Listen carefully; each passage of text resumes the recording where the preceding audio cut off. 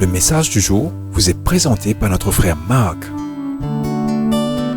Salut chers bien-aimés, notre Père Céleste. Nous poursuivons aujourd'hui notre message sur que signifie être en Christ. Dans la vie, la mort et la résurrection de Jésus.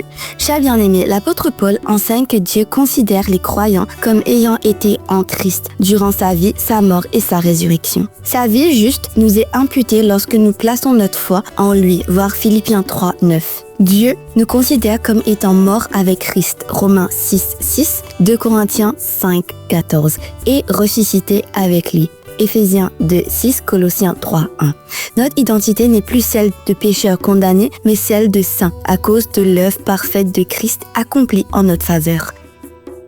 Sa vie, sa mort et sa résurrection redéfinissent totalement qui nous sommes.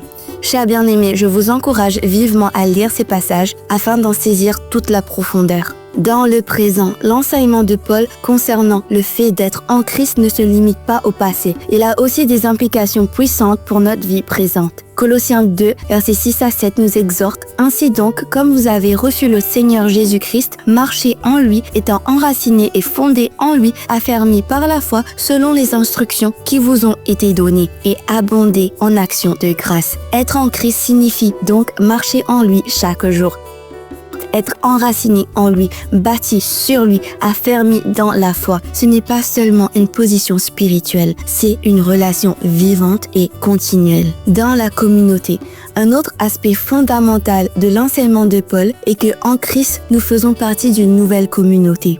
Dans Romains 12, 5, il est écrit « Ainsi, nous qui sommes plusieurs, nous formons un seul corps en Christ, et nous sommes tous membres les uns des autres. » Être en Christ signifie donc aussi appartenir à une communauté rachetée, un corps spirituel uni par la grâce. Notre identité n'est pas seulement personnelle, elle est aussi collective. Nous sommes membres d'un peuple nouveau, transformé et mis à part pour Dieu.